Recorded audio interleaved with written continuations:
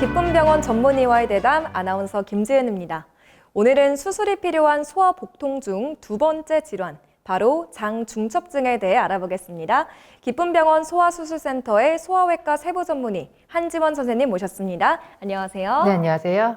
네, 선생님 오늘 대담의 주제가 좀 독특한데요. 장중첩증, 딸기잼 같은 변의 비밀인데 설명 부탁드립니다. 네, 장중첩증인 경우는 장의 점액과 혈변이 섞여 있는 형태의 변의 양상이 찐득한 분홍색으로 나타나는데요. 장중첩증의 특징적인 증상 중에 하나입니다. 혹시 아기가 이런 변을 볼 때 부모님들께서 쉽게 확인하고 신속하게 병원으로 내원하도록 이렇게 주제를 정해보았습니다. 딸기잼 같은 변이라 정말 기억하기 쉬운 표현인데요. 그런데 선생님, 장중첩이라는 말 자체도 좀 어려운데 장이 중첩된다는 게 어떤 의미인지 쉽게 설명 가능할까요? 네, 이름이 좀 어렵죠. 장중첩증은 장이 중첩된 상태인데요. 가까운 쪽 장이 접혀지면서 먼 쪽으로 말려 들어가는 것을 의미합니다. 예전에 망원경을 생각해 보면 이해가 쉬우실 것 같은데요. 펼쳐져 있는 망원경을 접게 되면 넓은 쪽 통 안으로 좁은 쪽 통이 이렇게 들어가게 됩니다. 이런 상태와 비슷하다고 생각하시면 되고요. 장중첩증 중에서 가장 흔한 형태는 회맹부 장중첩입니다. 소장의 끝부분인 회장의 말단 부위가 대장의 시작 부위인 맹장과 상행결장으로 말려 들어가는 것입니다. 소장이 대장보다 장의 크기가 훨씬 작기 때문에 이렇게 함입되기 쉬운 상태가 되는 것인데요. 문제는 장이 말려 들어가면서 장에 혈액을 공급하는 장간막 혈관이 같이 끌려 들어가면서 혈관이 눌리거나 좁아지게 되는 것입니다. 그렇게 되면 혈액 공급이 차단되고 그리고 혈류가 차단되면서 이로 인해서 장의 부종과 그리고 출혈이 발생할 수 있습니다.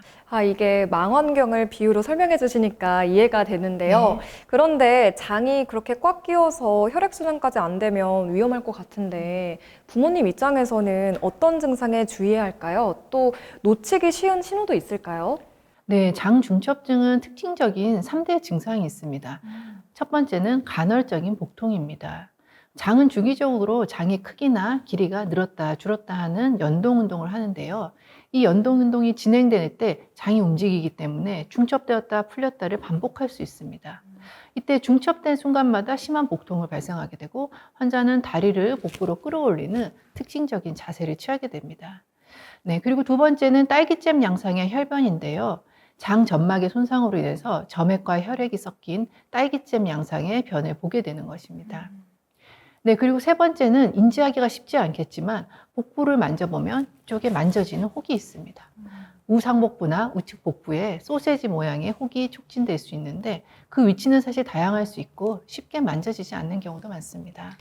네, 이렇게 세 가지 특징적인 증상이 있는데 그런데 어떤 건 먼저 나타나고 또 어떤 건 나중에 나타날 수도 있을 것 같은데요. 부모님들이 언제 병원에 가야 할지 판단하기 어려우실 것 같아요. 네, 근데 반드시 그렇지는 않습니다.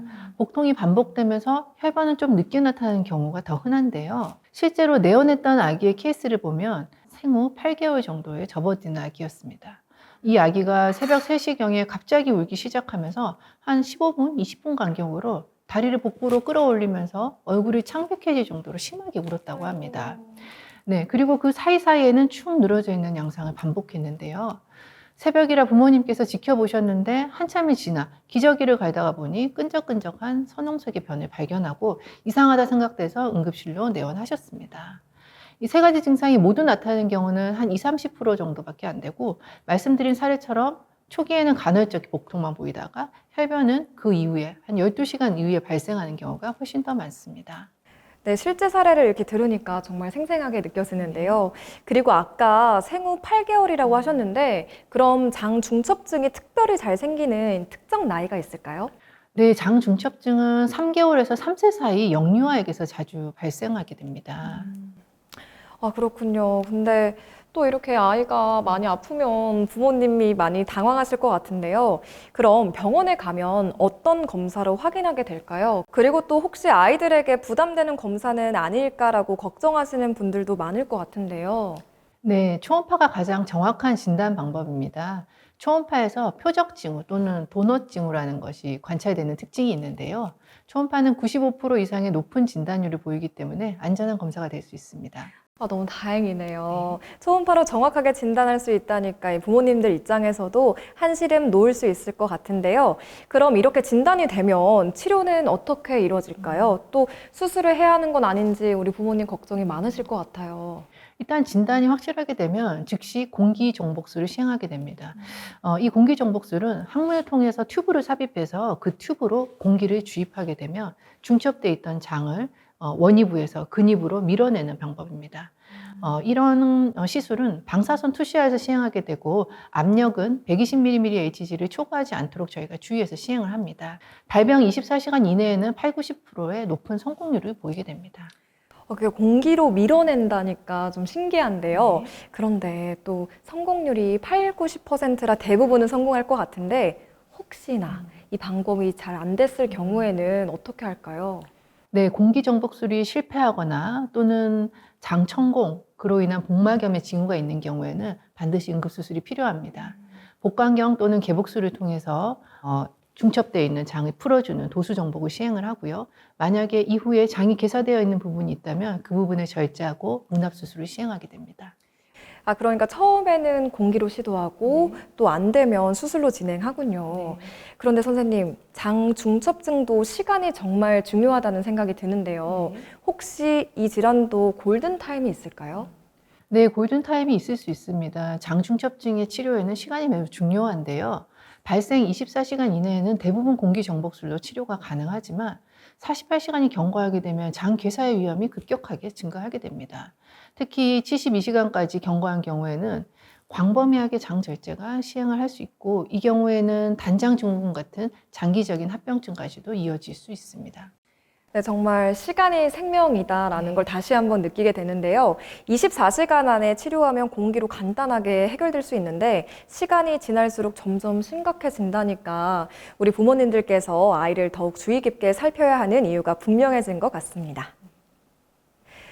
네, 오늘 선생님 말씀 들으니까요. 장 중첩증이 무섭기도 하지만 그래도 빨리 발견하면 충분히 치료 가능한 질환이라는 희망이 보이는데요. 그럼 마지막으로 부모님께 꼭 당부하실 말씀이 있다면 부탁드립니다.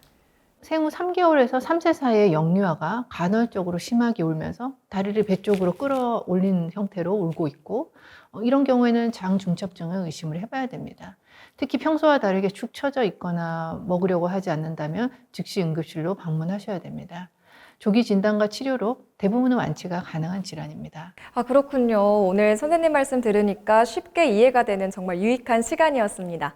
딸기잼 같은 변이라는 표현도 잊지 못할 것 같고요. 무엇보다 아이가 반복적으로 심하게 울면서 다리를 배로 끌어올리는 모습을 보인다면 절대 망설이지 말고 병원으로 가야 한다는 것 꼭 기억하겠습니다. 오늘도 함께 해주신 한지원 선생님 감사합니다. 네, 다음 시간에는 또 다른 소아 응급질환인 감돈 서해부 탈장에 대해 알아보도록 하겠습니다. 지금까지 기쁨병원 전문의와의 대담이었습니다. 시청해주신 여러분 고맙습니다.